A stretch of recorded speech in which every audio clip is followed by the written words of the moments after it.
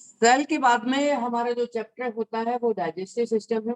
Digestive system को समझ लेते हैं शॉर्ट में। वैसे तो हमने बेसिक कोर्स में इसको कंप्लीट करा था। ये आपके सामने डायग्राम बना हुआ है डाइजेस्टिव सिस्टम का। इसको थोड़ा सा मैं रिपीट करते हुए समझाऊंगा कि हमारा डाइजेस्टिव सिस्टम टंग, माउथ, इसोफेगस, फिर उसके बाद कार्डियक स्फिंक्टर, उसके बाद ये स्टमक है और स्टमक के अंदर HCl है, यानी कि गैस्ट्रिक जूस है। गैस्ट्रिक जूस, उसके बाद में पाइलोरिक स्फिंक्टर आएगा जहां से खाना आगे निकलेगा, और उसके बाद में हमारे पैंक्रियाज, गॉल ब्लैडर, लीवर और स्मॉल इंटेस्टाइन शुरू हो जाती है। स्मॉल इंटेस्टाइन का पहला भाग जिसे ड्यूडेनम कहते हैं, दूसरा भाग जिसे जेजुनम कहते हैं, तीसरा भाग जिसे इलियम कहते हैं। ये हमारा लास्ट पार्ट इलियम का है, ये लिखा हुआ है यहाँ पर इलियम। और इसके बाद में इलियम और लार्ज इंटेस्टाइन, इलियम और लार्ज इंटेस्टाइन जब आपस में मिलती हैं तो उस एरिया को हम इलियम सिक्कल वाल्व कहते हैं। इलियम सिक्कल वाल्व कहते हैं। और इस वाल्व को जैसे ही हमारा मोशन, यानी कि हमारा अनडाइजेस्टेड फूड या जो भी हमारा वेस्ट है, जैसे ही लार्ज इंटेस्टाइन में एंटर करता है, उसके बाद लार्ज इंटेस्टाइन शुरू हो जाती है। पहले अपेंडिक्स का एरिया आता है, फिर असेंडिंग कॉलोन का आता है, फिर ट्रांसवर्स कॉलोन का आता है, फिर डिसेंडिंग कॉलोन का आता है। यहाँ से सिग्मोइड कॉलोन है। सिग्मोइड के बाद में फिर ये रेक्टम का एरिया है। रेक्टम के द्वारा, रेक्टम एक थैली है जिसमें आपका मोशन इकट्ठा हो जाता है। जब ये थैली भर जाती है तो एनएस के थ्रू पास आउट हो जाता है। तो इस तरीके से एनएस के थ्रू मोशन पास आउट हो जाता है। तो ये हमारा एक डाइजेस्टिव सिस्टम का ट्रैक है जिसमें tongue, mouth, oesophagus, cardiac sphincter, stomach, liver, gall bladder और फिर पाइलोरिक स्फिंक्टर, फिर पैंक्रियाज, है ना, और आपका फिर ये आपका duodenum, jejunum, ileum, appendix, ascending colon, transverse colon, descending colon, sigmoid colon, rectum और फिर एनएस के थ्रू मोशन बाहर। तो इस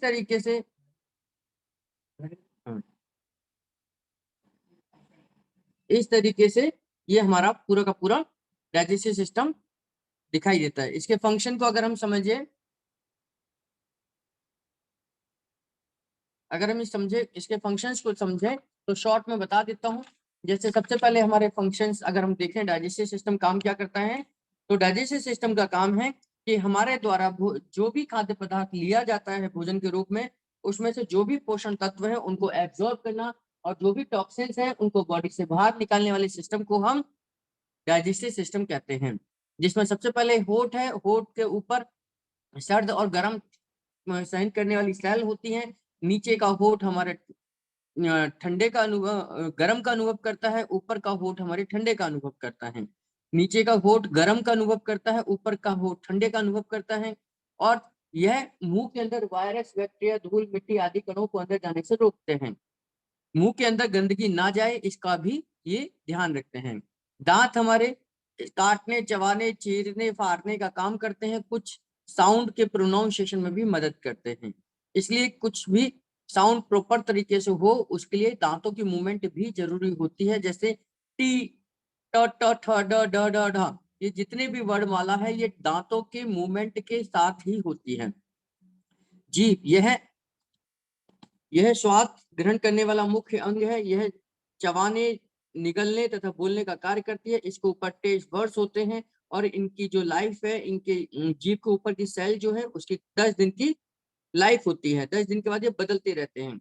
जीभ के आगे का जो नुकीला भाग है वो मीठे का अनुभव करता है, उसके ठीक पीछे नमकीन का अनुभव है। दोनों तरफ खट्टे का अनुभव किया जाता है और ठीक जहां जीभ खत्म होती है वहां पर कड़वेपन का अनुभव किया जाता है। तो जीभ हमारी टेस्ट का अनुभव कराती है ना। इसके अंदर 3 जोड़ी सलाइवरी ग्लैंड्स होती हैं जो कि सलाइवा प्रोड्यूस होता है, जिनको हम लार बोलते हैं या थूक बोलते हैं। लगभग पूरे दिन में 24 घंटे में 1.5 लीटर के करीब सलाइवा पैदा होता है।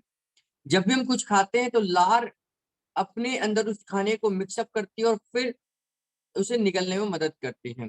सबसे पहले आपके खाने का डाइजेशन कार्बोहाइड्रेट के रूप में होता है, यानी कि कार्बोहाइड्रेट सबसे पहले डाइजेस्ट होता है और वो डाइसैकेराइड में कन्वर्ट हो जाता है with the help of saliva में, जो टाइलिन नामक एक एंजाइम है जिसे सोडियम बाइकार, जिसे स्लाइवरी अमाइलेज कहते हैं। सलाइवा के अंदर जो टाइलिन है उसका दूसरा नाम है स्लाइवरी अमाइलेज। यह सलाइवरी अमाइलेज आपके कार्बोहाइड्रेट को डाइजेस्ट करके डाइसैकेराइड में कन्वर्ट कर देता है। सलाइवा के अंदर ब्लड क्लॉटिंग फैक्टर होता है जो कि ब्लड को क्लॉट करने में मदद करता है ना। यानी कि कभी आपको बचपन में चोट लग जाती है, छिल जाता है, तो आप वहां पर सलाइवा लगाते हैं, थूक लगाते हैं, और वो धीरे धीरे वहां पर खून बहना बंद हो जाता है, क्योंकि वहां पर ब्लड, इसके सलाइवा के अंदर क्या है, ब्लड क्लॉटिंग फैक्टर होता है। टाइलिन कार्बोहाइड्रेट यानी कि मीठे को पचाने की शुरुआत करता है। उसे इस काम में जो मदद करता है सोडियम क्लोराइड करता है, यानी कि नमक करता है। यानी कि मीठे को डाइजेस्ट करने के लिए हल्का सा नमक की आवश्यकता पड़ती है। तो टाइलिन का जो को एंजाइम है वो सोडियम क्लोराइड है, जो है ना। तो इस तरीके से खाने को पचाने का काम करते हैं। टाइलिन एक एंजाइम है, और एंजाइम की जो मदद करते हैं उसे को एंजाइम्स कहते हैं, है ना। और जो एंजाइम मीठे को पचाते हैं वह अमाइलेज कहलाते हैं, इसलिए टाइलिन को सलाइवरी अमाइलेज भी कहा जाता है। और एक्चुअल में जो अमाइलेज है, आप लोगों को पता है कि पैंक्रियास से निकलता है जब आपके डाइसैकेराइड को मोनोसैकेराइड में कन्वर्ट होता है। और अब ईसोफेगस है। ईसोफेगस को हम अन्न नलिका कहते हैं, जिसकी लंबाई 10 इंच लंबी होती है। इसके अंदर म्यूकस ग्लैंड्स होती हैं, और इनकी मसल्स अंदर सिकुड़ती हैं। जैसे नवाला इसके अंदर जाता है, इसकी मांसपेशियां सिकुड़ने और फैलने लग जाती हैं, और धीरे धीरे नवाला सिकुड़ने की वजह से नीचे की तरफ चला जाता है और स्टमक में एंटर करता है।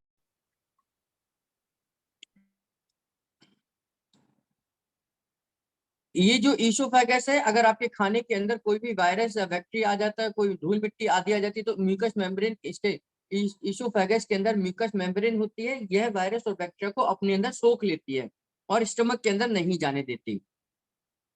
जो खाने जिस वजह से खाना अंदर की तरफ पेट में जाता है, उस मूवमेंट को हम पेरिस्टाल्टिक मूवमेंट कहते हैं। और जवान से लेकर ये आपकी पेरिस्टाल्टिक मूवमेंट पूरे डाइजेस्टिव सिस्टम में चलती रहती है, और इसकी वजह से खाना आगे की तरफ बढ़ता चला जाता है। हमारे पूरे शरीर में दो तरीके के गेट पाए जाते हैं, दरवाजे होते हैं, जिसका नाम एक स्प्लिंटर होता है, दूसरे का नाम वाल्व होता है। स्प्लिंटर का मतलब है जैसे कार्डिक स्प्लिंटर, पाइलोरिक स्प्लिंटर। इसका मतलब है कि कोई भी एक चीज जब उस दरवाजे से बाहर निकल जाती है तो वो वापस भी आ सकती है। यानी कि वह दरवाजा जो दोनों तरफ खुलता है उसको हम स्प्लिंटर कहते हैं। लेकिन वे दरवाजे जो केवल एक ही डायरेक्शन में खुलते हैं, यानी कि एक ही तरफ खुलते हैं, उन्हें वाल्व कहते हैं। वाल्व एक ही डायरेक्शन में खुलेंगे, यानी कि एक चीज जो एक बार निकल गई उस दरवाजे से, वो वापस उस दरवाजे से वापस नहीं आ सकती, उसे हम वाल्व कहते हैं। तो जैसे हार्ट में वाल्व अपने पड़ा है, पढ़ेंगे, और स्टमक में हमने एक जगह पर वाल्व भी पढ़ा और एक जगह पर स्प्लिंटर भी पढ़ा। स्टमक स्टमक 1.5 लीटर तक भोजन को अपने अंदर स्टोर करके रख सकता है। पेट में खाना क्या है, लेयर के रूप में जमा रहता है। जैसे समुद्र के अंदर रेत और रेगिस्तान में लहरें चलती रहती है, वैसे ही हमारे शरीर के अंदर भी लहरें चलती रहती हैं। 1 मिनट में 3 लहरें चलती हैं, यानी कि हर 20 सेकंड में एक लहर चलती है। पेट में प्रोटीन का डाइजेशन शुरू हो जाता है। पेट के पिचकने और फूलने से खाने को मिक्स कर देता है। यह गैस्ट्रिक जूस के अंदर मिक्स होता चला जाता है, और छोटे छोटे टुकड़ों में खाना कन्वर्ट हो जाता है, लिक्विड फॉर्म में कन्वर्ट हो जाता है। पेट में मुख्य रूप से डाइजेशन के लिए HCl, mucus, intrinsic factor, pepsinogen और गैस्ट्रिक जूस होता है। हमारे पेट में गैस्ट्रिक जूस है। गैस्ट्रिक जूस के अंदर HCl, mucus, intrinsic factor, pepsinogen और भी 2-3 चीजें इसके अंदर होती हैं। इसका मुख्य रूप है, जैसे HCl है, पेट में हाइड्रोक्लोरिक एसिड घोर एसिड है। इस घोर एसिड में कोई भी वायरस या बैक्टीरिया जिंदा नहीं रह सकता। इस एसिड का स्पर्श मात्र भी मुलायम त्वचा को घाव कर सकता है। अगर एसिड के कारण पेट की अंदरूनी दीवार में कोई घाव हो जाए तो उसे पेप्टिक अल्सर कहते हैं। जब पेट में अल्सर होता है तो उसे पेप्टिक अल्सर कहते हैं। परंतु पेट को एसिड से बचाने के लिए 2 रचनाएं होती हैं। पहला, पेट के अंदर की जो लेयर है, पेट की अंदर की जो परत है, वह उसे बचाकर रखती है, यानी कि खास मजबूत दीवार है जिससे आसानी से खरोच या नुकसान नहीं पहुंचाया जा सकता। दूसरा, पेट की परत में खास म्यूकस ग्लैंड्स होती हैं जो कि 1 से 3 मिलीमीटर मोटी होती हैं, है ना। म्यूकस नामक एक क्रीम जैसा पदार्थ सारे पेट पर अंदर से चढ़ाए रहती है, जो बनता रहता है और साथ में पचता रहता है। HCl की pH वैल्यू 0 से लेकर 3 होती है, और मैक्सिमम से मैक्सिमम 4 होती है। इससे ज्यादा हो जाने पर ये हमारे लिए काम का नहीं होगा। परंतु पेट की एसिड इसलिए सख्त होनी चाहिए क्योंकि पेट के स्रावों का से कम या उससे नीचे तक जानी चाहिए। पेट का पीएच जो है वो 3 से नीचे जाने पर ही पेप्सिन नामक एक एंजाइम बनेगा जो कि आपकी प्रोटीन को डाइजेस्ट करने में मदद करेगा। और इसलिए भी कहा जाता है कि खाना खाते समय हमें पानी का इस्तेमाल नहीं करना चाहिए क्योंकि पानी पीने से आपके पेट का हाइड्रोक्लोरिक एसिड डाइल्यूट हो जाता है और वो खाने को पचाने में असमर्थ हो जाता है, ताकि एसिड का पीएच लेवल मेंटेन रहे और प्रोटीन ठीक से कार्य कर सके। गैस्ट्रिक जूस के अंदर वाटर होता है, पेप्सिनोजन होता है, रेनिन होता है, लाइपेज होता है, इंट्रिंसिक फैक्टर और एचसीएल होता है। हमने एचसीएल के बारे में पढ़ा कि एचसीएल का क्या रोल है। पेप्सिनोजन यह प्रोटीन की डाइजेशन में मदद करता है, यह प्रोटीन को पेप्टोन में कन्वर्ट करता है। रेनिन यह एंजाइम होता है जो पेट में होता है, यह दूध को डाइजेस्ट करने का काम करता है, दूध को दही में कन्वर्ट करता है। दूध को दही में कन्वर्ट करता है। जैसे छोटे बच्चे अगर दूध ही पीते हैं तो दूध पीने के बाद दही के फॉर्म में उसे बाहर निकालते हैं। अगर दूध के रूप में ही बाहर निकालें इट मीन्स उनका डाइजेशन ठीक नहीं है, यानी कि उनके पेट में गैस्ट्रिक जूस प्रॉपर तरीके से नहीं बन रहा है, उसमें रेनिन की मात्रा सही नहीं है। तो यानी कि रेनिन क्या काम है, दूध की प्रोटीन को दही में कन्वर्ट करना। लाइपेज ये खाने से फैट को घी तेल में डाइजेस्ट करते हैं। इंट्रिंसिक फैक्टर क्या काम करता है, पेट में इंट्रिंसिक फैक्टर का खास कार्य है यह साग सब्जियों से प्राप्त विटामिन B12 को ढक लेता है और उसे आंतड़ियों और पेट के पाचक स्रावों से बचाकर उसे छोटी आंत के इलियम भाग तक लेके जाता है। वह अन्य पोषक तत्वों के साथ वहां पर विटामिन B12 बिलाई द्वारा एब्जॉर्ब होकर ब्लड में पहुंच जाती है। बिलाई द्वारा ब्लड में पहुंच जाता है विटामिन B12 और लीवर में स्टोर हो जाता है। भोजन में विटामिन B12 का खास महत्व यह है कि बिना विटामिन B12 के आरबीसी हमारा ब्लड तैयार नहीं होगा और हमें पर्नीशियस नामक एनीमिया हो सकता है। एनीमिया का मतलब है खून की कमी और पर्नीशियस एक ऐसा एनीमिया है जिसमें विटामिन B12 की कमी पाई जाती है। पेट में इंट्रिंसिक फैक्टर नहीं बना तो विटामिन B12 भी नहीं एब्जॉर्ब होगा, यह पेट के एचसीएल द्वारा खत्म कर दिया जाएगा क्योंकि एचसीएल बहुत स्ट्रॉन्ग है। उस व्यक्ति के शरीर में विटामिन B12 की कमी आ जाएगी जिससे कि उसके शरीर में कालापन, थकान, नर्व की कमजोरी इत्यादि लक्षण देखे जाते हैं। विटामिन B12 को लीवर 5 साल तक अपने अंदर स्टोर करके रखता है। अगर बॉडी में विटामिन B12 की कमी हो जाए तो पहले 5 साल तक में तो पता ही नहीं चलेगा, उसके बाद उसे थकान, एनीमिया, कालापन, वीकनेस इत्यादि उसे बहुत अनेक बीमारियां हो सकती हैं। एंजाइम वे हुए जो किसी भी केमिकल रिएक्शन में पार्ट तो लेते हैं लेकिन खुद अपने अंदर कोई बदलाव लेकर नहीं आते हैं। जैसे दूध को डाइजेस्ट करने वाला रेनिन दूध की प्रोटीन को कैसिनोजन को कैसिन में कन्वर्ट कर देता है, लेकिन रेनिन अपने आप में कोई बदलाव लेकर नहीं आता है। एक रेनिन है जिसमें डबल एन आता है, यह पेट में बनता है। एक रेनिन है जिसमें सिंगल NIN आता है, यह किडनी में बनता है और एक किडनी का रेनिन है। भोजन भोजन के अंदर क्या क्या चीजें होती हैं तो आपको पता है। भोजन पानी से, विटामिन से, मिनरल से, कार्बोहाइड्रेट से, प्रोटीन से, फैट से मिलकर बनता है। पानी, मिनरल्स, विटामिन तो एक हद तक शरीर बिल्डअप में यूज नहीं होते हैं, लेकिन ये जैसे पानी है, विटामिन है, मिनरल्स है, जिस फॉर्म में हम लेते हैं वैसे ही एब्जॉर्ब हो जाते हैं। लेकिन कार्बोहाइड्रेट को ग्लूकोज में कन्वर्ट होने पर ही ये हमारे को फायदा होता है। प्रोटीन जब तक अमीनो एसिड में कन्वर्ट नहीं होगी हमें कोई फायदा नहीं है प्रोटीन का।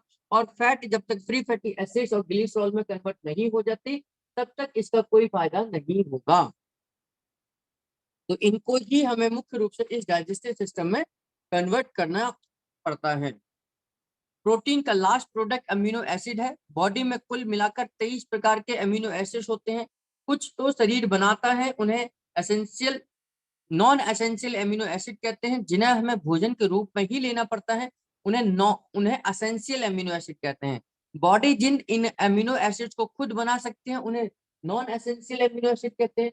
जिनको बॉडी खुद नहीं बना सकती है, हमें भोजन के रूप में ही लेना पड़ता है, उन्हें हम एसेंशियल एमिनो एसिड कहते हैं।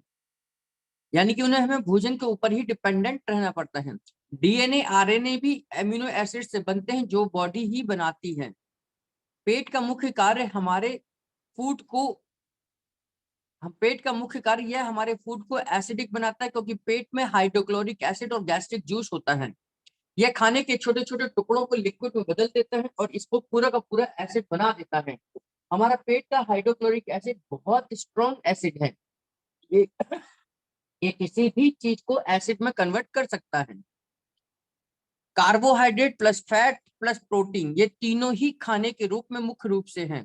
ये तीनों खाने में जो पेट में जाकर एसिडिक हो जाती है, थोड़ा थोड़ा डाइजेशन शुरू हो जाता है और अलग अलग जगहों पर इन सबका डाइजेशन होता है। जैसे जो खाना ड्यूडेनम में आता है उसे कायम कहते हैं। पेट के अंदर हर 20 सेकंड के बाद एक लहर चलती है और पाइलोर और कार्डियक स्प्लिंटर से लेकर पाइलोरिक स्प्लिंटर, उस लहर के कारण पाइलोरिक स्प्लिंटर थोड़ा सा खुलता है। एक चाय के चम्मच के दाने, चाय के चम्मच के बराबर एक कायम यानी कि खाना ड्यूडेनम में पहुंचता है और ड्यूडेनम उस खाने को पचाने का काम करता है। और उसके बाद पाइलोरिक स्प्लिंटर बंद हो जाता है। यह तब तक बंद रहता है जब तक कि ड्यूडेनम में आया हुआ काइम प्रॉपर तरीके से डाइजेस्ट नहीं हो जाता है। अब खाना हमारा पेट से होकर ड्यूडेनम में पहुंचता है। ड्यूडेनम यानी कि स्मॉल इंटेस्टाइन में पहुंचता है। स्मॉल इंटेस्टाइन के 3 भाग होते हैं, पहला ड्यूडेनम, दूसरा जेजुनम, तीसरा इलियम। ड्यूडेनम की जो लंबाई है वो 20 से 28 सेंटीमीटर के बराबर होती है, जबकि जेजुनम 9 फीट की लंबाई होती है। इलियम का भाग 13 फीट का लंबा होता है ना। तो हमारी ये अलग अलग भाग ड्यूडेनम, जेजुनम और इलियम है, इनमें अलग अलग प्रकार का कार्य भी होता है। तो आइए देखते हैं। ड्यूडेनम यह सी आकार के करीब 25 सेंटीमीटर लंबी और 10 सेंटीमीटर यानी कि 10 इंच लंबी नलिका है। उसमें भी लहर चलती रहती है, जिससे पचा हुआ कायम धीरे धीरे छोटी आंत के बीच वाले हिस्से जिसे जेजुनम कहते हैं पहुंचता है। ड्यूडेनम में सिक्रेटिन और सीसिकेन नामक 2 हार्मोन बनते हैं। सिक्रेटिन और सीसिकेन 2 हार्मोन है जो ड्यूडेनम में बनते हैं और खाने को डाइजेस्ट करने में मदद करते हैं। जब एसिडिक काइम सिक्रेटिन का काम है, जब एसिडिक काइम स्मॉल इंटेस्टाइन में आता है तो इंटेस्टाइन की म्यूकोसा सिक्रेटिन नामक हार्मोन्स रिलीज करती है। काइम में एसिड इतनी ज्यादा सख्त मात्रा में होती है, उसी के मुताबिक उतनी ही मात्रा में सिक्रेटिन निकलता है। सिक्रेटिन तभी निकलेगा जब पेट के स्रावों का पीएच वैल्यू 4.5 से नीचे होगा। इसलिए खाना खाते वक्त पानी नहीं पीना चाहिए, ताकि पेट के जो केमिकल्स हैं उसका जो केमिकल की पीएच वैल्यू 4.5 से नीचे रहे और सिक्रेटिन भी उचित मात्रा में बन पाए। सिक्रेटिन बहुत महत्वपूर्ण काम करता है। वह सबसे पहले क्या करता है कि वह पाइलोरिक स्प्लिंटर को बंद कर देता है और कहता है कि जब तक नहीं खुलने देंगे जब तक कि आया हुआ खाना प्रॉपर तरीके से ना पच जाए। और जब खाना प्रॉपर तरीके से पच जाता है तब पाइलोरिक स्प्लिंटर खुलता है और थोड़ा सा खाना और पेट में से बाहर आता है। और यह सब प्रोसेस होती है पेरिस्टाल्टिक मूवमेंट की वजह से।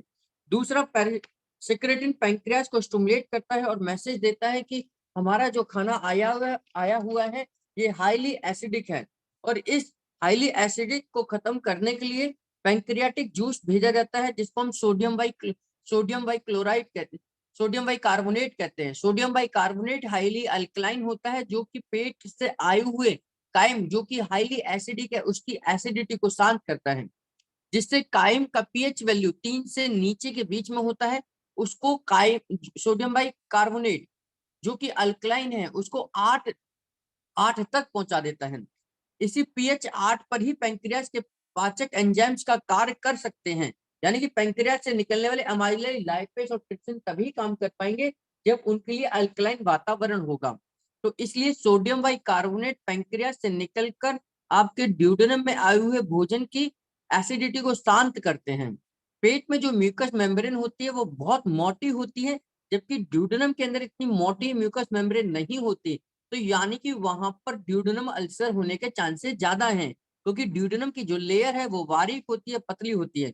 इसलिए सिक्रेटिन ठीक से काम करने पर सोडियम बाई कार्बोनेट द्वारा ड्यूडेनम को बचाता है, जिससे कि एसिड युक्त काइम की वजह से ड्यूडेनम में घाव नहीं हो जाए। नहीं तो वहां पर ड्यूडेनम अल्सर होने के चांसेस हो सकते हैं, क्योंकि काइम की जो एसिड है, जो पीएच वैल्यू है वो 4 या 4 से कम रहती है। जिसकी वजह से वो ड्यूडेनम को नुकसान पहुंचा सकती हैं।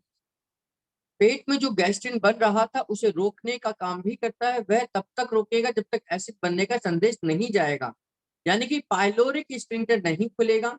इसी की वजह से पेट में पेप्टिक अल्सर नहीं होता जब तक कि आपका गैस्ट्रिन हार्मोन नहीं बनेगा। गैस्ट्रिन बनेगा तो HCl बहुत तेजी से बनता है, और जो आपका सिक्रेटिन है वह गैस्ट्रिन को बनने से रोकता है कि गैस्ट्रिन ज्यादा मात्रा में ना बने। ड्यूडेनम की मोटेबिलिटी को कम करता है ताकि जो खाना ड्यूडेनम में पहले आया है वह पहले पच जाए, वह आगे ना चला जाए बिना पचा हुआ। तो ये सब सिक्रेटिन के काम है। सिक्रेटिन लिवर को बाइल भेजने के लिए स्टिमुलेट करता है। लिवर को डायरेक्ट इंटेस्टाइन से कनेक्ट नहीं होता है, जो वह बाइल बनाता है वह गॉल ब्लैडर में स्टोर करके रखता है। तो गॉल ब्लैडर से बाइल को रिलीज करने के लिए लिवर आदेश देता है, तो लिवर को स्टिमुलेट करने के लिए सिक्रेटिन मैसेज भेजता है कि हमारे खाने में घी तेल आया हुआ है, इसको डाइजेस्ट करने के लिए आप गॉल ब्लैडर से कहिए कि ये अपने से बाइल को रिलीज करें। बाइल पतली और अल्कलाइन युक्त होती है, जो कायम की एसिडिटी को शांत करने का काम भी करती है, यानी कि सोडियम बाइकार्बोनेट की मदद करती है। कायम का जो बाइल का नेचर है वो अल्कलाइन है, तो यह कहीं ना कहीं सोडियम बाइकार्बोनेट की मदद करती है आपके आपकी पेट की एसिडिटी को शांत करने के लिए। यहाँ तक हमारा सिक्रेटिन का फंक्शन। सीसीके, जिसको हम कोलेसिस्टोकाइनिन कहते हैं, ये दूसरा हार्मोन है जो ड्यूडेनम में बनता है। सिक्रेटिन के अलावा ड्यूडेनम में दूसरा हार्मोन बनता है जिसका नाम है सीसीके, जो एक साथ कई कार्य करवाता है। पहला इसका काम है कि ये पैंक्रियास को संदेश देता है कि भोजन में कार्बोहाइड्रेट, प्रोटीन और फैट के अनुसार उचित मात्रा में जरूरत के हिसाब से विभिन्न पाचक एंजाइम्स को भेजे। दूसरा, यह गॉल ब्लैडर को संदेश देता है कि खाने में जितना घी तेल आया है उसके अनुसार उचित मात्रा में बाइल को भेजे। यह बाइल फैट के कणों के बीच में फैल जाता है, उन्हें दूसरे से चिपकने नहीं देता, और तेल से बनी हुई चीजें खाने के बाद अगर छाती में जलन वगैरह होती है तो इसका मतलब है कि गॉल ब्लैडर ठीक से काम नहीं कर रहा और बाइल को सिक्रेट नहीं कर रहा। पैंक्रियास जो भी पाचक एंजाइम्स बनाता है उनके साथ सीसीके कार्य करता है। जैसे काइम में जितनी भी मात्रा में कार्बोहाइड्रेट है उसमें कुछ कुछ तो लार के टाइलिन ने पचाए हुए कार्बोहाइड्रेट को डाइसैकेराइड में कन्वर्ट कर दिया होगा। अब यहाँ से पैंक्रियाटिक अमाइलेज उस डाइसैकेराइड को मोनोसैकेराइड या ग्लूकोज में कन्वर्ट कर देता है। दूसरा, जितनी मात्रा में प्रोटीन पेट में पैप्सिन की मदद से पेप्टाइड या पेप्टोन्स में कन्वर्ट हुई थी, अब उन पेप्टिन और पेप्टाइड या पेप्टोन्स को पैंक्रियास से निकलने वाला ट्रिप्सिन उनको अमीनो एसिड में कन्वर्ट कर देता है। और इसी प्रकार फैट, जो घी तेल की चीजें आई थी उनके साथ बाइल मिलकर उसको फैट का इमल्सन कर देता है, यानी बाइल फैट के साथ मिलकर फैट का इमल्सन कर देता है, और इस इमल्सन फैट को ट्रिप्सिन जो है इनडायरेक्टली आपके फ्री फैटी एसिड में ट्रिप्सिन तो इसको प्रोटीन को पचाता है और फैट को लाइपेज पचाता है। फैट को लाइपेज क्या करता है, फ्री फैटी एसिड में कन्वर्ट कर देता है। इस प्रकार पैंक्रियास से निकलने वाला अमाइलेज डाइसैकेराइड को मोनोसैकेराइड में कन्वर्ट कर देता है, यानी कि ग्लूकोज में कन्वर्ट कर देता है। पैंक्रियास से निकलने वाला ट्रिप्सिन काइमोट्रिप्सिन या पेप्टोन्स को एमिनो एसिड में कन्वर्ट कर देता है, और लाइपेज, पैंक्रियास से निकलने वाला लाइपेज फैट्स को इमल्सन फैट जो था, जो कि अपने बाइल के साथ मिलकर इमल्सन हो गया था, उस इमल्सन फैट को मिलाकर फ्री फैटी एसिड में कन्वर्ट कर देता है। तो इस प्रकार फ्री फैटी एसिड बन जाता है। तो इस प्रकार तीनों ही चीजें डाइजेस्ट हो जाती हैं with the help of secretin और सीसीके। अब खाना आगे बढ़ता है, ड्यूडेनम से पहुंचता है जेजुनम के पास। खाना आगे जेजुनम में जाने के बाद वहां पर पैंक्रियास में भेजे गए 3 किस्म के जो अमाइलेज, लाइपेज और ट्रिप्सिन खाने को पचा देती है, खाने और पानी का अवशोषण होता है। जेजुनम खाने के अंदर से पानी को एब्जॉर्ब करना शुरू कर देता है, कुछ मिनरल्स को भी एब्जॉर्ब करता है, और इसके बाद खाना धीरे धीरे कर कर इलियम में पहुंचता है। जेजुनम के आगे इंटेस्टाइन का अंतिम भाग इलियम है, जिसकी लंबाई लगभग 3 मीटर के करीब होती है। खाना इलियम सिक्कल वाल्व में पहुंचता है। इधर पचे हुए भोजन से पोषण तत्व सोखकर रक्त में भेजे जाते हैं। यहाँ ये छोटे छोटे बाल नुमा स्ट्रक्चर होते हैं जिन्हें बिलाई कहते हैं। यहाँ खाना कुछ देर तक रुकता है। हेयर लाइन प्रोजेक्शन होते हैं जिनकी वजह से खाना यहाँ पर एब्जॉर्ब हो जाता है। और यहाँ पर खाना दो रास्तों से एब्जॉर्ब होता है जिसे ब्लड वेसल्स और लिम्फ वेसल्स कहते हैं। लिम्फ वेसल्स में आपके फ्री फैटी एसिड और ग्लिसरॉल चले जाते हैं, जबकि ब्लड वेसल में आपके विटामिन, मिनरल्स, कार्बोहाइड्रेट और प्रोटीन ये सब हमारे ब्लड वेसल्स में पहुंच जाते हैं। इस तरीके से जो भी खाना आपने खाया और डाइजेस्ट हुआ, डाइजेस्ट होने के बाद में ये सारी चीजें ब्लड वेसल्स और लिम्फ वेसल्स में पहुंच जाती हैं। ठीक है। और इलियम के अंत में इलियम सिक्कल वाल्व होता है। पोषण तत्वों को सोखने के बाद जो कचरा बचा होता है, उस कचरे का यानी कि वेस्ट प्रोडक्ट को इलियम सिक्कल वाल्व के द्वारा उसे क्रॉस करके लार्ज इंटेस्टाइन में भेज दिया जाता है। और यहाँ पर आकर स्मॉल इंटेस्टाइन का काम खत्म हो जाता है। अब आपका वेस्ट प्रोडक्ट जो है वो लार्ज इंटेस्टाइन में पहुंच चुका है। शॉर्ट में आपको बता देता हूँ स्मॉल इंटेस्टाइन के क्या क्या फंक्शन है। सीसीके और सिक्रेटिन बनाना और जरूरत के अनुसार उन्हें निकालना, यह स्मॉल इंटेस्टाइन के अंडर में है। पैंक्रियास के पाचक एंजाइम द्वारा पाचन क्रिया कराना, यह इसका काम है। इलियम में फैट को पचाने के लिए लिवर को बाइल गॉल ब्लैडर में स्टोर करता है। बाइल जरूरत के अनुसार निकलता है। बिलाई द्वारा भोजन के पोषण तत्वों तथा विटामिन B12 का एब्जॉर्प्शन होता है। इलियम सिक्कल वाल्व द्वारा अपशोषण यानी कि कचरे को लार्ज इंटेस्टाइन में भेजा जाता है। और सभी हार्मोन्स तथा एंजाइम के मूल तत्वों के भोजन के पचने से बाद इलियम में पहुंच जाती हैं और इलियम इन सब चीजों को एब्जॉर्ब कर लेता है। तो इस तरीके से टोटल मिलाकर हमारे स्मॉल इंटेस्टाइन का मुख्य ये भाग है। अब हम लार्ज इंटेस्टाइन की तरफ चलते हैं। जहाँ छोटी आंत और बड़ी आंत आपस में मिलती है, वहां एक पूंछ जैसी संरचना होती है जिसे अपेंडिक्स कहते हैं। यह लिम्फ सेल्स का बना होता है। इसमें कई प्रकार के रक्षात्मक सेल होते हैं जिनका कार्य है कि कीटाणु को मारना, बड़ी आंत के किसी भी भाग में उन्हें पनपने ना देना। इसलिए अपेंडिक्स का ऑपरेशन नहीं कराना चाहिए क्योंकि यह हमारी सुरक्षा प्रणाली में काम करता है। इसके बाद असेंडिंग कोलोन में खाना आता है और यहाँ पर फॉलिक एसिड और विटामिन B12 का निर्माण होता है। फॉलिक एसिड और विटामिन K का निर्माण होता है। इसमें थोड़ा बहुत ये चल जाता है, मतलब थोड़ा सा ये एब्जॉर्ब होता है। एलिमेंटी का मानना है कि पानी का बढ़ना अल्कलाइन एवं सूखा होना एसिडिटी कहलाता है। तो इलियम में आए हुए कायम में पानी भरपूर होता है, इसलिए लार्ज इंटेस्टाइन के असेंडिंग कोलोन में पानी अधिक होने की वजह से इस भाग को हम अल्कलाइन मानते हैं। यह अवशोषण के द्वारा शरीर के लिए कचरा और किसी भी प्रकार के शरीर में किसी भी प्रकार का कचरा होगा, बैक्टीरिया होगा, वायरस होगा, उसे अधिक ना वहां पर ना पनपे, इनको तुरंत आगे भेज देता है।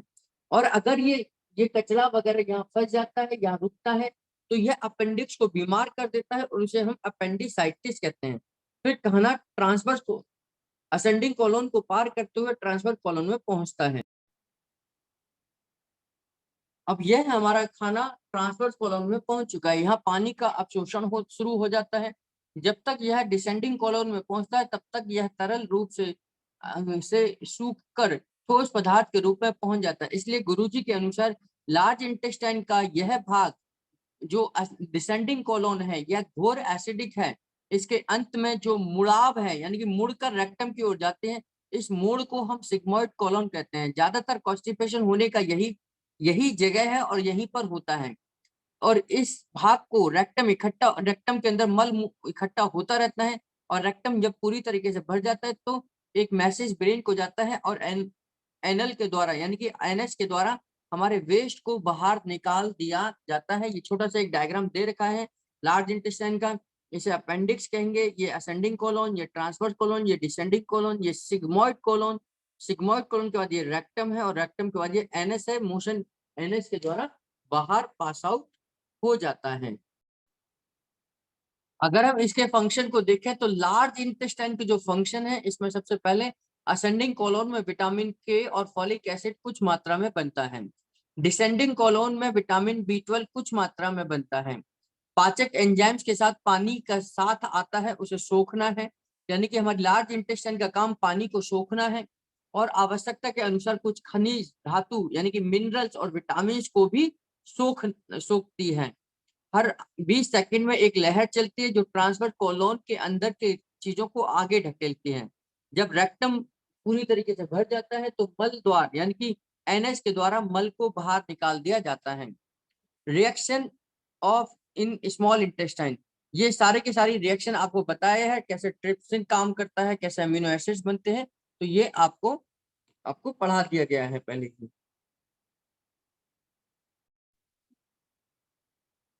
कुछ चीजें जान लेते हैं। बाइल ही कोलेस्ट्रॉल बनाता है, यानी कि बाइल से ही कोलेस्ट्रॉल बनता है और कोलेस्ट्रॉल से ही बाइल बनता है।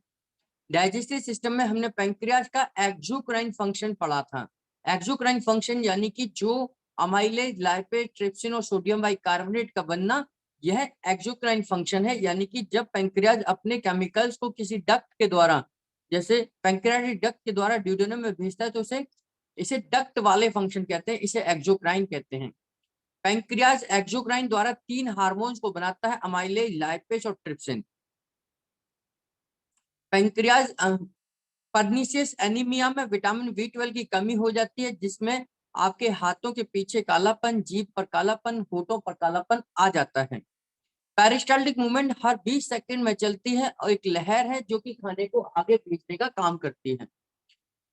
स्मॉल इंटेस्टाइन की लंबाई लगभग 6 मीटर के करीब में होती है, जो कि लार्ज इंटेस्टाइन से ज्यादा होती है। लार्ज इंटेस्टाइन की लंबाई केवल 1.5 मीटर के करीब होती है, जबकि स्मॉल इंटेस्टाइन की लंबाई 6 से 6.5 मीटर तक की होती है।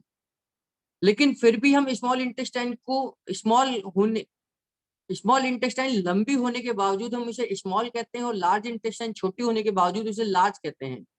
इसका फर्क इनके डायमीटर पर है, ना कि लंबाई के ऊपर पर है।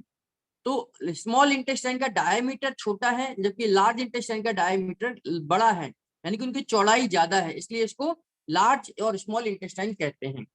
पैप्सिनोजन पैप्सिन में तभी कन्वर्ट होगा जब HCl की पीएच वैल्यू 0 से लेकर 3 या मैक्सिमम 4 तक होगी। अगर पीएच वैल्यू 4 या 4 से ऊपर चली जाए तो इसका मतलब है कि प्रोटीन डाइजेस्ट नहीं होगा और आपका हाइड्रोक्लोरिक एसिड खत्म हो जाएगा, काम नहीं करेगा, और उस कंडीशन में विटामिन B12 की कमी है क्योंकि इंट्रिंसिक फैक्टर नहीं बन रहा होगा। पीएच क्या होता है? तो पीएच को किसी भी लिक्विड को, दुनिया के जितने भी लिक्विड हैं, जितने भी खाद्य पदार्थ हैं, उनको हम एक स्केल पर चेक करते हैं कि कोई भी चीज एसिडिक है या अल्कलाइन है। तो एसिड और अल्कलाइन के लेवल पर हम इसे चेक करते हैं 0 से लेकर 7 और 7 से लेकर 14। जिसकी भी वैल्यू 0 से लेकर 7 है, 7 तक है, वो एसिडिक होगा, और जिसकी वैल्यू 7 से ऊपर 14 तक है उसको हम अल्कलाइन कहते हैं। लेकिन जिसकी वैल्यू 7 है, जो 7 बिल्कुल है, ना तो नीचे ना ऊपर, 7 जिसकी वैल्यू होती है वह न्यूट्रल होता है, ना तो वो एसिडिक होगा ना ही वो अल्कलाइन होगा। 7 न्यूट्रल होता है, 7 के आसपास, 7 से ऊपर जितना भी होगा, 7.14 ही क्यों ना हो, वो अल्कलाइन ही होगा। 7 हमारे ब्लड का पीएच वैल्यू जो है 7.14 से लेकर 7.45 के बीच में होती है, यानी कि हमारा ब्लड जो है वो स्लाइटली अल्कलाइन है। यूरिन की पीएच वैल्यू 5 से लेकर 7 तक हो सकती है, यानी कि ये एसिडिक है। सलाइवा की पीएच वैल्यू 6 होती है, जो कि एसिडिक है। ब्लड की पीएच वैल्यू 7.14 से लेकर 4-5 तक होती है, यानी कि अल्कलाइन है। यूरिन हमारा 5 से 7 होता है, जो कि एसिड है।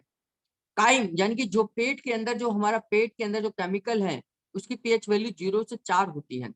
HCl की पीएच वैल्यू 0 से लेकर 3 और 3 या मैक्सिमम से मैक्सिमम 4 तक हो सकती है। इससे ज्यादा इसकी पीएच वैल्यू होगी तो गड़बड़ होगा।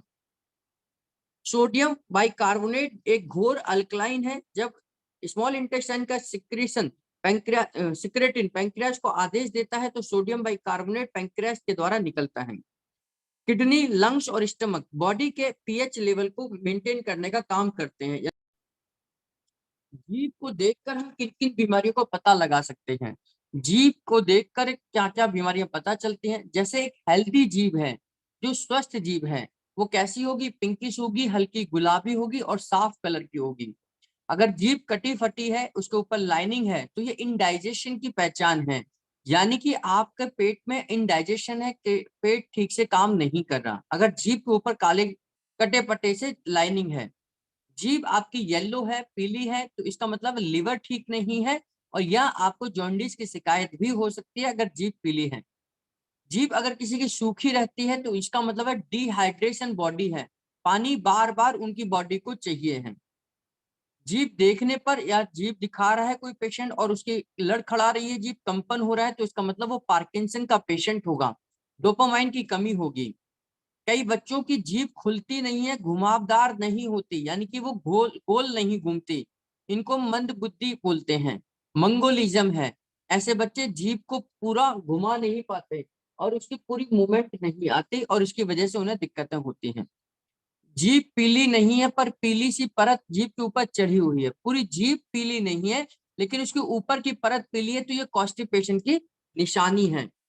नॉर्मल से थोड़ी अगर जीभ मोटी है तो ये हाइपोथायराइड की पहचान है, नॉर्मल से जीभ पतली है तो ये हाइपरथायराइड की निशान है। जीभ के ऊपर कुछ आकृतियां सी बनी हुई है तो ये सीवियर इन्फेक्शन की बीमारी होती है। अगर जीभ के ऊपर तो कुछ नक्शे से बने हुए हैं जिसे ज्योग्राफिकल टंग कहते हैं। अगर जीभ काली है, काले काले काले धब्बे हैं, तो ये विटामिन बी12 की कमी है। इसे पेलेग्रा भी कहते हैं। पेलेग्रा मतलब काली जवान होना, यानी कि जीभ पर काले काले, जीभ के ऊपर पिगमेंटेशन है, काले काले कुछ और धब्बे से हैं, तो जीभ के ऊपर पिगमेंटेशन अलग अलग कलर के धब्बे हैं, तो उसे एडिशन डिजीज कहते हैं। एडिशन डिजीज का मतलब है कि आपकी एड्रिनल ग्लैंड हाइपो कंडीशन में है, यानी कि कम काम कर रही है। चारों तरफ कटी पटी जीभ है तो इनडाइजेशन है, यानी कि आपका पाचन ठीक नहीं है। जीभ का मटमैला होना, यानी कि गंदी जीभ होना, सफेद या काली होना, छोटी छोटी गंदगी होना, इसका मतलब है पेट मुख्य रूप से लिवर ठीक काम नहीं कर रहा है, तो यानी कि जीभ को देखकर हम कुछ बीमारियों का पता लगाते हैं। आगे मैं आपको बताऊंगा कि आंखों को, हम नाखून को देखकर भी कैसे क्या पता लगा सकते हैं। नाखून को देखकर भी हम कुछ डायग्नोज कर सकते हैं, जैसे कि अगर नाखून के ऊपर लाइनिंग है, बहुत सारे लोगों के नाखून के ऊपर लाइनिंग सी नजर आती है, तो वो कैल्शियम की डेफिशिएंसी के कारण होती है। कई लोगों की नाखून के ऊपर आधे हाफ मून होते हैं, यानी कि आधा आधा चंद्रमा सा बना होता है, इसका मतलब कैल्शियम और विटामिन डी की डेफिशिएंसी है। अगर किसी के नाखून पीले नजर आ रहे हैं तो इसका मतलब लिवर उनका वीक है। कई लोगों के नाखून में फंगस इन्फेक्शन हो जाता है, तो इसे हम इंटरनल इन्फेक्शन कहते हैं, जो कि ब्लड का इन्फेक्शन होगा। अगर किसी के नाखून पीले हैं, आपने नाखून को दबाया और दबाने पर वो सफेद के सफेद रह गए, तो इसका मतलब वो एनीमिया है, खून की कमी है। और इसी प्रकार आंखों से संबंधित भी हमें कुछ जानकारी मिलती है। अगर आंखें सफेद हैं तो ये एनीमिया की पहचान है, आंखें पीली हैं तो हल्का लिवर वीक है, अगर ड्राइनेस है आंखों के अंदर तो ये डिहाइड्रेशन की पहचान है। आंखों के नीचे पलकों के ऊपर, यानी पलकों के नीचे अगर स्वेलिंग है तो ये किडनी की समस्या हो सकती है। और आंखों में स्वेलिंग है, आंखों का साइज छोटा है, तो ये ओवरी से रिलेटेड भी समस्या हो सकती है, यानी कि फीमेल्स के अंदर ओवरी से रिलेटेड दिक्कत ये हो सकती है। हम मोशन को देखकर भी कुछ चीजों का पता लगा सकते हैं। मोशन को देखकर हम पता लगाते हैं, जैसे स्टूल या मोशन को देखकर बीमारी का पता चलता है। मोशन बंधा हुआ होना चाहिए, बार बार नहीं आना चाहिए, एक बार ही में ही पेट साफ होना चाहिए, फिक्स होना चाहिए, टाइम टेबल से होना चाहिए, एक बार में क्लियर होना चाहिए, है ना, और बाद में पेट हल्का होना चाहिए, यानी कि आपको मोशन के बाद पेट हल्का आना चाहिए, होना चाहिए। अब जैसे किसी को व्हाइट मोशन आ रहा है, किसी को सफेद मोशन आ रहा है, तो लिवर में इंफेक्शन है, जॉन्डिस है। मोशन में ब्लीडिंग अगर आ रही है किसी को, तो मोशन में ब्लीडिंग अगर फ्रेश है तो ये पाइल्स की प्रॉब्लम है, अगर ये काली आ रही है तो हमारे यूटीआई यानी कि आपके इंटेस्टाइन में इंफेक्शन है, यानी कि आपके लार्ज इंटेस्टाइन में इंफेक्शन है। लार्ज इंटेस्टाइन में इंफेक्शन होने की वजह से आपके जो मोशन है उसमें ब्लीडिंग हो सकती है और वो ब्लैक होगी, है ना। डार्क येलो मोशन है, अगर किसी को डार्क येलो मोशन आ रहा है तो इसका मतलब दूध ज्यादा पीने से हो सकता है, या छोटे बच्चों को ऐसा हो सकता है जिनकी डाइट केवल दूध ही है, उनको डार्क येलो मोशन हो सकता है। कॉमन वाइल डक्ट, आपने ये देखा था डाइजेस्टिव सिस्टम में कॉमन वाइल डक्ट क्या है? हमारे बॉडी में बाइल लिवर बनाता है और गॉल ब्लैडर में स्टोर करके रखता है। जब डाइजेशन की जरूरत होती है तो गॉल ब्लैडर उसे ड्यूडेनम में भेजता है, अब जहां लीवर और गॉल ब्लैडर के रास्ते आपस में मिल जाते हैं उसे कॉमन वाइल डक्ट कहते हैं। Diagram of common while duct आप ये देख रहे हैं कॉमन वाइल डक्ट के डायग्राम को। ये स्टमक है, ये ड्यूडेनम है, ड्यूडेनम है, ये पैंक्रियाज है, ये लीवर है और ये आपका गॉल ब्लैडर है। गॉल ब्लैडर एक रास्ते में आकर लीवर एक रास्ते में आकर आपस में मिलते हैं। जिस रास्ते में गॉल ब्लैडर और लीवर आपस में मिलते हैं और वह रास्ता आगे जाकर ड्यूडेनम में पहुंचता है, उस रास्ते को उस जगह को हम कॉमन वाइल डक्ट कहते हैं। यानी कि कॉमन वाइल डक्ट वह जगह होती है जहां पर ड्यूडेनम से पहले आपका गॉल ब्लैडर और लीवर का दोनों की डक्ट आपस में मिलते हैं, उसे हम कॉमन वाइल डक्ट कहते हैं। अगला है ampoule of waiter. Ampoule of waiter वह जगह है जहां पर कॉमन वाइल डक्ट ड्यूडेनम में आकर मिलती है और वहीं पर आपकी पैनक्रियाटिक डक्ट आकर आपस में मिलती है। यानी कि एम्पुल ऑफ वेटर वह जगह होती है जहां पर पैनक्रियाटिक डक्ट यानी कि पैनक्रियास से निकलने वाली डक्ट और ड्यूडेनम की डक्ट ड्यूडेनम की डक्ट के पास आकर ड्यूडेनम की डक्ट यानी कि जो ड्यूडेनम है ड्यूडेनम के पास में ड्यूडेनम के अंदर में पैंक्रियाटिक डक्ट और कॉमन वाइल डक्ट आपस में आकर ड्यूडेनम में मिलती है, उसे हम एम्पुल ऑफ वेटर कहते हैं। एम्पुल ऑफ वेटर वह जगह होती है जहां पर हमारे पैंक्रियाटिक डक्ट यानी कि पैंक्रियास की डक्ट और कॉमन वाइल डक्ट आपस में आकर मिलती हैं ड्यूडेनम के जगह पर, उसको हम एम्पुल ऑफ वेटर कहते हैं। ठीक है, तो ये एम्पुल ऑफ वेटर का डायग्राम यहाँ पर आपने देख रहे हैं। ये हमारी पैंक्रियाटिक डक्ट है, ये हमारी कॉमन वाइल डक्ट है और ये ड्यूडेनम के पास आकर मिल रही है, ड्यूडेनम के पास मिल रही है, इसको हम एम्पुल ऑफ वेटर कहते हैं। इस एम्पुल ऑफ वेटर में अगर कोई ब्लॉकेज हो जाए, उस एम्पुल ऑफ वेटर में कोई ब्लॉकेज हो जाए तो एक हमारा फॉर्मूला है वेटर फॉर्मूला। इस वेटर फॉर्मूले को आप दे सकते हैं इसकी ब्लॉकेज को खोलने के लिए। तो इसमें आपको ये दिख रहा है फॉर्मूला। फर्स्ट स्टेप है 10 मेडुला 3 ONS हाफ कुंडली 40 सेकेंड हम देते हैं इसमें और 8 गॉल देते हैं। सेकंड स्टेप में 10 लीवर या 12 लीवर, इन दोनों में जो कुछ भी दे सकते हैं। ये वेटर का फॉर्मूला है जो एम्पुल ऑफ वेटर को खोलने के काम आता है। तो आप लिख लीजिए, नोट कर लीजिए इस फॉर्मूले को। हैं ऐसा मैंने आपको पढ़ाया था। लिवर बॉडी का सबसे बड़ा ग्लैंड है, इसका वेट 0.8 से लेकर 2.5 kg तक हो सकता है। यह बॉडी में लेफ्ट राइट हाइपोकॉन्ड्रिक रीजन में फिक्स होता है, थोड़ा सा लेफ्ट की ओर ज्यादा राइट की तरफ होता है। यह पेरिटोनियम से कवर होता है। सामने से देखने पर लीवर को पेरिटोनियम दो हिस्सों में डिवाइड करती है, जिसे लेफ्ट और राइट लोब ऑफ लिवर कहते हैं। पेरिटोनियम ऐसी लेयर होती है जो मोस्टली डाइजेस्टिव सिस्टम के सभी ऑर्गन्स को कवर करके रखते हैं। लीवर हमारे शरीर की एक बहुत महत्वपूर्ण केमिकल फैक्ट्री है। यह 1100 से अधिक केमिकल बनाने का काम करती है और शरीर में 500 से अधिक केमिकल से अधिक फंक्शन लीवर के होते हैं। जब तक लीवर 50% डैमेज नहीं हो जाता हमें पता ही नहीं चलता कि हमारा लीवर वीक है। Left side liver function test कराते हैं तो पता चलता है कि लीवर हमारा वीक हो रहा है। जो रिपोर्ट हमें मैक्सिमम 50% फंक्शन के बारे में ही बताती है। जब भी हम किसी को लिवर फंक्शन टेस्ट को कराते हैं तो 10 से 20 फंक्शन ही हमें पता चलते हैं, जबकि हमने ये देख रहे हैं कि लिवर 500 से ज्यादा फंक्शन कर रहा होता है। अगर लिवर में कोई प्रॉब्लम है तो 80% लिवर उसे ठीक करने की कुछ कोशिश करता है, लेकिन जरूरत पड़ने पर लीवर का 80% भाग अगर डैमेज भी हो जाए तो उसे हम काट कर निकाल सकते हैं। बाकी का 20% बचा हुआ भाग कुछ ही महीनों में यानी कि लगभग 6 महीनों के अंदर में अगर हम सही प्रकार से खान पीन का ध्यान रखें तो रीग्रोथ कर लेता है, यानी कि ये 100% कन्वर्ट हो जाता है। लिवर हमारा जितना पॉजिटिव होता है और जितना हमारा स्ट्रांग है उतना ही हमारे लिए लाभदायक होगा। लिवर में अलग अलग प्रकार के सेल होते हैं जो मुख्य रूप से हेपेटिक सेल्स 24 घंटे लगभग 800 सीसी लगभग पौन लीटर के करीब में बाइल जूस को सिक्रीट करते हैं। लीवर के पीछे ही गॉल ब्लैडर होता है जो कि बाइल को बनाने का काम करता है। गॉल ब्लैडर अपने अंदर बाइल को स्टोर करने का काम करता है, उसे गाढ़ा कर कर अपने अंदर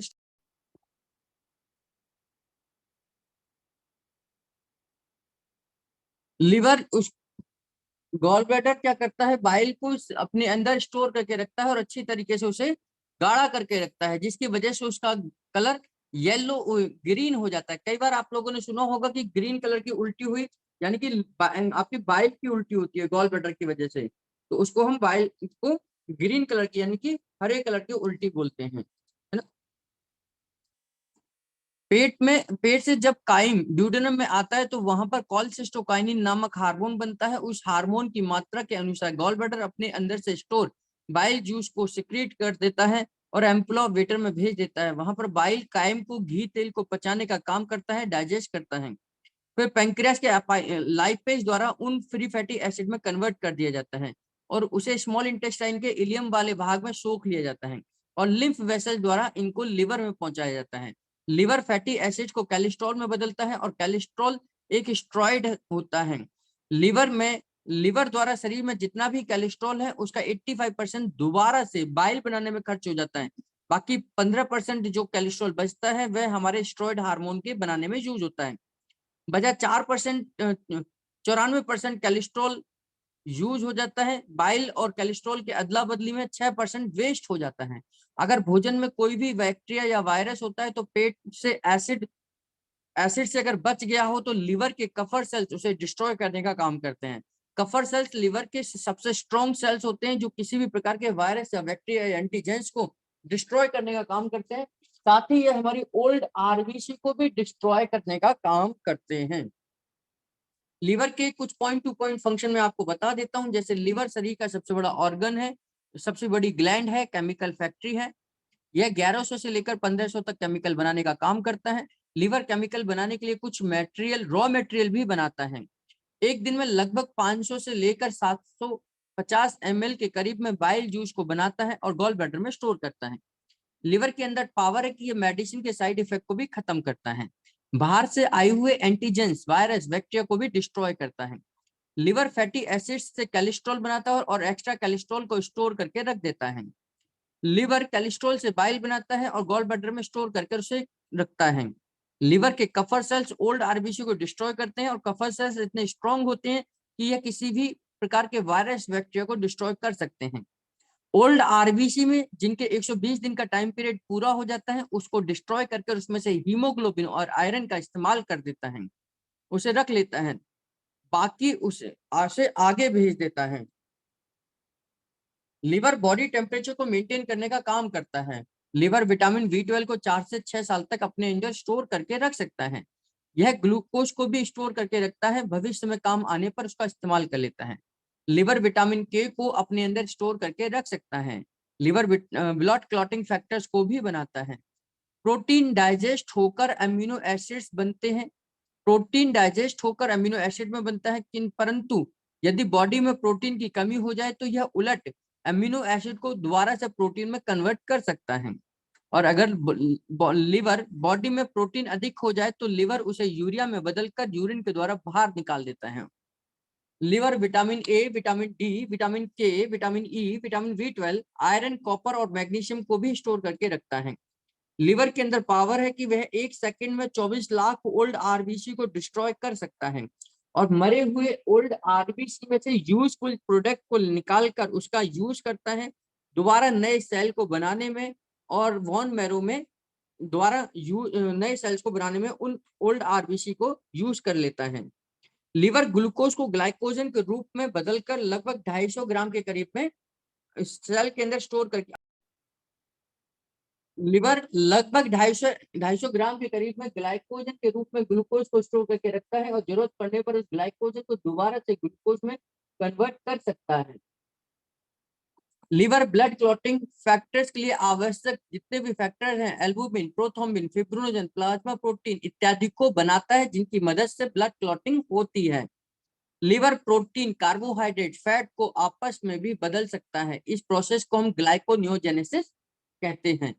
लिवर में कुछ मात्रा में ब्लड जमा रहता है ताकि हार्ट को कभी भी आवश्यकता पड़े तो लिवर उनको इमरजेंसी में हार्ट को ब्लड दे सकता है।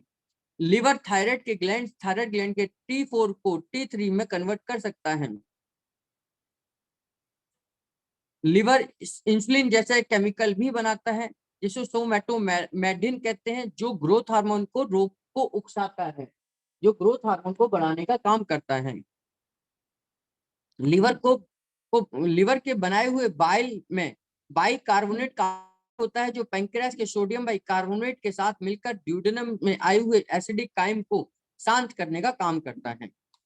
लिवर हीमोग्लोबिन के हीम से बाइल पिगमेंट को बनाता है।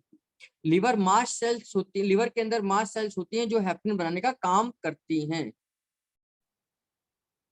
हमारी बॉडी में ब्लड क्लॉटिंग कैसे बनता है, आइए समझ लेते हैं। प्रोथ्रोम्बिन जो कि लिवर के पास होता है वह आता है और कैल्शियम के साथ मिल जाता है, कैल्शियम ऑलरेडी ब्लड में होता है। थ्रोम्बोकाइनेज, जब भी कोई चोट लगती है तो चोट लगने पर प्लेटलेट टूटती है और थ्रोम्बोकाइनेज निकलता है। तो प्रोथ्रोम्बिन लिवर से आता है, कैल्शियम पहले से ही ब्लड में होता है, थ्रोम्बोकाइनेज प्लेटलेट के टूटने पर होती है। ये तीनों आपस में जब मिलते हैं तो थ्रोम्बिन बनाते हैं। थ्रोम्बिन फिब्रिनोजन जो कि लिवर से निकलता है, थ्रोम्बिन जब फिब्रिनोजन के साथ मिलता है तो फिब्रिन बनता है। फिब्रिन प्लस ब्लड सेल्स आपस में मिलकर ब्लड क्लॉट बना देती हैं और इस प्रकार ब्लड क्लॉटिंग हो जाती है। इसमें जरूरी फॉलिक एसिड और विटामिन के भी है। जब चोट लगती है तो खून निकलता है, प्लेटलेट टूटती है, तो ये थ्रोम्बिन में बदल जाती हैं। अगर ब्लड में प्लेटलेट कम हो तो थ्रोम्बिन नहीं बनेगा, और इसलिए कहा जाता है कि अगर किसी को डेंगू होता है तो उसका ब्लड क्लॉट नहीं होगा और ब्लड निकलता ही चला जाएगा। अगर नीचे लिखे हुए ट्रीटमेंट को अगर हम दें तो इससे ब्लड क्लॉटिंग हो सकती है, जिसमें 4 थायराइड, 4 थाइमस चेस्ट और 7 लिवर